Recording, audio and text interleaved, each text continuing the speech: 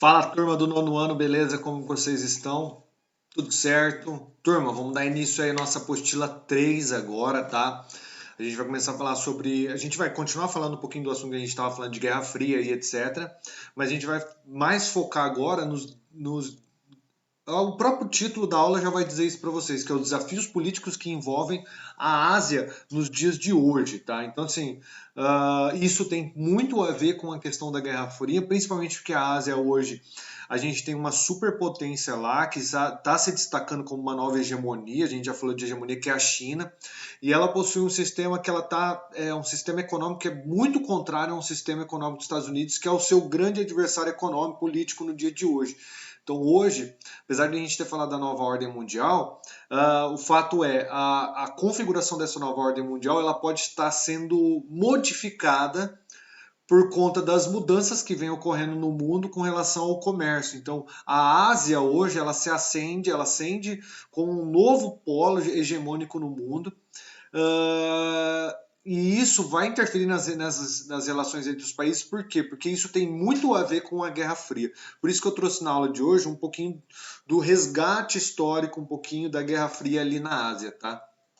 Então, a Ásia durante a Guerra Fria, pessoal, ela é basicamente toda capitalista, mas o regime socialista da URSS, ele conseguiu implementar ao menos dois importantes pontos ali, dois, assim, a maior parte dos países ali eram capitalistas, a URSS, pelo fato dela ter proximidade com a Ásia ali, ela tinha muita facilidade de conquistar parceiros, né? E aí ela conseguiu a implementação no começo da Guerra Fria de dois países, de regimes socialistas em dois países muito importantes ali, que era a Mongólia em 1924, um pouquinho ainda antes da Guerra Fria, e a China em 1949. Então, enquanto a Ásia inteira ela estava voltada para uma posição mais neutra ali, ou mesmo para uma posição capitalista, dois países despontavam ali como regimes socialistas durante a Guerra Fria. Então, ó, aqui vocês têm uma. Deixa eu ver se minha imagem não está muito em cima. Deixa eu tirar ela aqui, ó. Vou colocar ela aqui embaixo. Vamos lá. Tá, vamos lá. Então aqui você tem a Ásia, aqui é a Rússia, né, o que está de amarelo, fazia parte da URSS, e aí a Ásia inteira, que é esse continente aqui, ó, todo esse continente, né, daqui, ó, de Papua Nova Guiné, que é esse amarelo, e Austrália e as várias ilhas que tem aqui, isso aqui é a Oceania. Do verde para cá, ó, isso é Ásia, todas essas ilhas aqui são Ásia, e toda essa parte aqui, ó, até o mar Vermelho aqui, ó, até o Mar Vermelho, tudo isso aqui é Ásia. Tá? E a URSS, como ela tinha proximidade com a Ásia, ela sentia uma facilidade de conquista. Os Estados Unidos tinham medo dos países asiáticos se tornarem socialistas e aí ela teria um problema. Então a Rússia conseguiu fazer com que a Mongólia, que é esse país aqui, e a China aderissem ao movimento socialista. Isso foi um golpe muito importante ali da URSS frente aos interesses dos Estados Unidos naquela área. E aí, como eu disse para vocês, os Estados Unidos ele tinha medo que a Ásia ela se tornasse uma área de influência soviética. Para isso, os Estados Unidos traçou estratégias para conter o avanço do socialismo ali. Quais foram essas estratégias, pessoal? No campo da economia, a primeira foi a ajuda financeira. Então, os Estados Unidos, depois da Segunda Guerra Mundial, passou ali a emprestar dinheiro e até mesmo dar dinheiro para países que adotassem o capitalismo.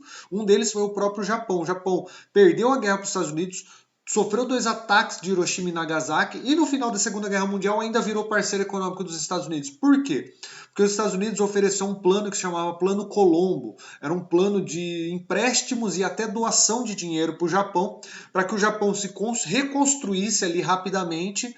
E aí o que os Estados Unidos ganhavam em troca?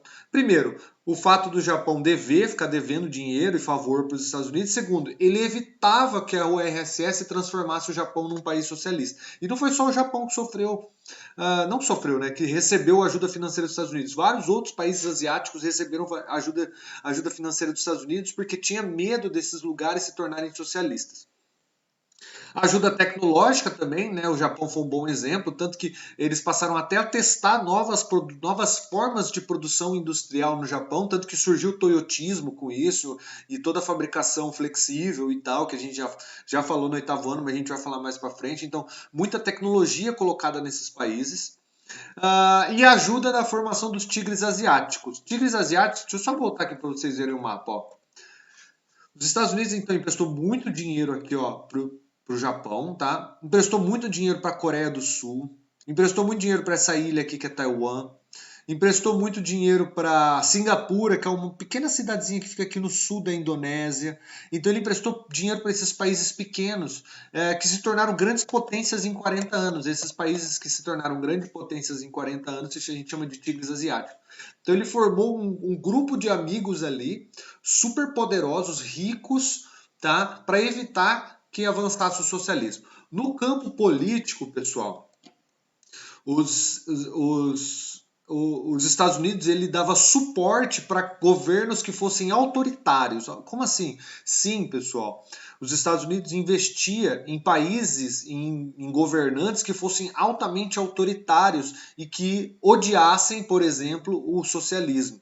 Foi o que aconteceu no Brasil. Isso aconteceu no Brasil. Como? Através do regime militar. Havia-se um medo, né, de que o Brasil pudesse se tornar socialista, o que é uma mentira e tal, mas era mais ou menos isso. Havia-se um medo de que o Brasil se tornasse um país socialista na década de 60.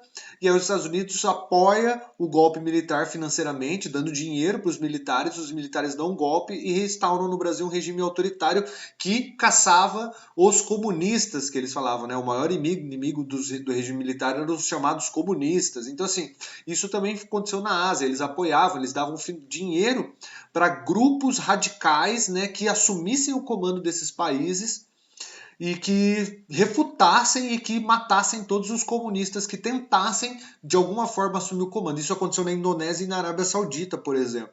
Na Indonésia eles implantaram uma ditadura lá que matava todas as pessoas que se diziam comunistas. Então, no campo econômico, ajudando dinheiro, no campo político, dando suporte para governos autoritários. E no campo militar, né, pessoal, duas estratégias, né, que era enviar tropas e até mesmo compartilhar tecnologia, que foi o que aconteceu com o Vietnã. O Vietnã, ele Vietnã, vamos ver se eu tenho um mapa aqui, vamos ver. Não, o mapa tá aqui, ó. Vietnã, vou mostrar para vocês o Vietnã. O Vietnã é esse país aqui, ó. É esse país roxo aqui, ó. O governo socialista passou a assumir o comando. O que, que eles fizeram? Eles enviaram tropas para ajudar os capitalistas a matar os socialistas e não deixar com que o Vietnã se tornasse socialista, mas não deu muito certo. Mas eles ajudavam financeiramente, eles ajudavam com suporte de governos autoritários e até mesmo enviavam tropas para combater os socialistas naquela região, porque eles tinham medo de que o socialismo conquistasse todos aqueles países. Por quê? Porque a URSS era muito próxima dali, tá? Só que talvez a maior estratégia norte-americana, tá, de combate ao socialismo na Ásia foi o quê?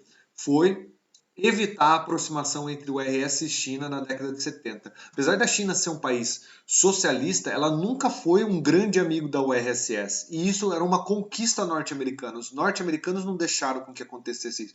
Mas também é importante destacar que a China também não era subordinada aos Estados Unidos, não. Tá? A China era um país independente. Ela adotava um modelo socialista, só que ela não queria ser amiga da URSS e muito menos amiga dos Estados Unidos. Ela queria ser um país independente. Só que isso foi uma conquista dos Estados Unidos, porque se a China se aproximasse muito da URSS, e aí seria um problema para os Estados Unidos, porque seriam duas grandes potências contra os Estados Unidos, tá?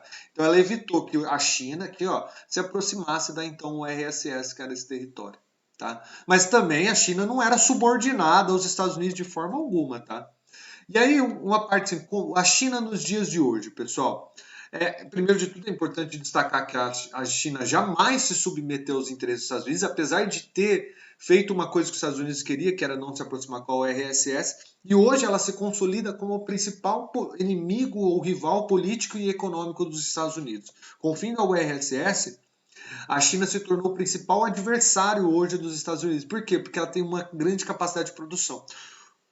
Além da China, a gente tem a Índia também, são duas grandes potências da Ásia. A diferença é que a Índia não adota um modelo socialista, mas ela também não adota um modelo capitalista, é um modelo mais adequado à economia deles.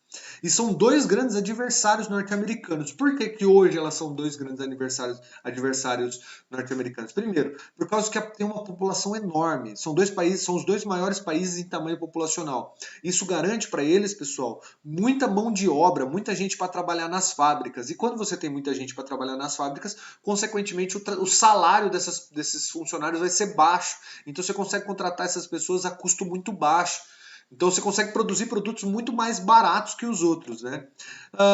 São países que investem em tecnologia, são países que têm desenvolvimento tecnológico forte. Então, além deles terem mão de obra barata, eles têm uma mão de obra muito qualificada. As pessoas sabem o que fazem lá, né? Então, hoje a China ela se destaca ali no mundo globalizado como o principal adversário dos Estados Unidos. Apesar dos Estados Unidos ter conseguido uma vantagem que era fazer com que eles não se aproximassem da URSS, acabaram que no futuro, hoje, nos dias de hoje, acabaram criando um grande inimigo. Só que não foram só os Estados Unidos que tinham estratégias para conter o avanço do socialismo ali. Os soviéticos também tinham estratégias para aumentar a sua influência na Ásia. Quais eram essas estratégias? Primeiro de tudo, né, pessoal, depois da Europa Oriental, depois da Europa Oriental que a gente já falou para vocês ali da URSS, a Ásia era o principal foco da URSS, tá? No início, como eu disse, ela só contava com dois parceiros, Mongólia e China. Só que em 49 os chineses se tornaram, em 1924 só contavam com a Mongólia e em 1949 eles conseguiram mais um parceiro, entre aspas, né, mais um país que adotava o modelo deles, que era a China. Tá? E foram países, tanto a URSS quanto a China, foram países que se envolveram diretamente na Guerra da Coreia, que consolidou um outro país para eles ali, que é a Coreia do Norte. Tá? Então a Coreia do Norte também foi um terceiro país que adotou durante a Guerra Fria o regime socialista. Mas a principal luta deles ali, pessoal, foi na chamada Indochina Francesa, que era a região onde fica o Vietnã. Essa região aqui do Vietnã, da Indonésia, aqui era tudo da França.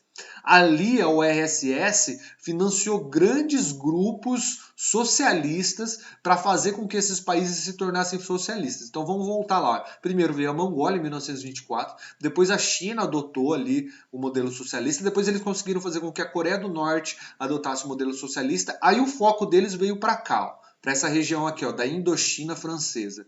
Por quê? Porque ali, pessoal, era um lugar que você tinha um cunho já socialista. Então, assim, eles passaram a financiar grupos para assumirem o poder em 3 países: Vietnã, Laos e Camboja, tá? Que são aqui, ó, aqui você tem Laos, ó, tá? Aqui você tem o Camboja verde e aqui você tem em roxo o Vietnã. Esses 3 países acabaram se tornando socialistas depois, formando 6 países na Ásia, importantes países na Ásia, que adotavam um regime socialista. Então, no começo da Guerra Fria, eles só tinham a Mongólia de parceiro. No meio da Guerra Fria, eles já estavam contando com 6 parceiros. Por quê? Porque eles influenciavam os governos ali. Isso garantiu mais uma derrota para os Estados Unidos, que tentava evitar com que a Ásia se tornasse socialista nesse período. Então, cada um adotou a sua estratégia, tá? Então, a aula de hoje foi para mostrar para vocês como que a Ásia, quais eram as características da Ásia durante o regime da Guerra Fria, quais foram as estratégias dos Estados Unidos para influenciar os países ali, quais foram as estratégias soviéticas para influenciar os países ali, e um pouquinho eu falei sobre hoje como a China e a Índia são os principais adversários da Ásia, beleza? Tem Google Forms para fazer, isso é uma continuidade da aula, na próxima aula a gente vai fazer algumas atividades na apostila, beleza? Para a gente ir dando continuidade nela de forma bem devagar e lenta, tá? Para a gente não atropelar muitas coisas, tá certo? Pessoal, grande abraço e fique em casa, viu? Até mais.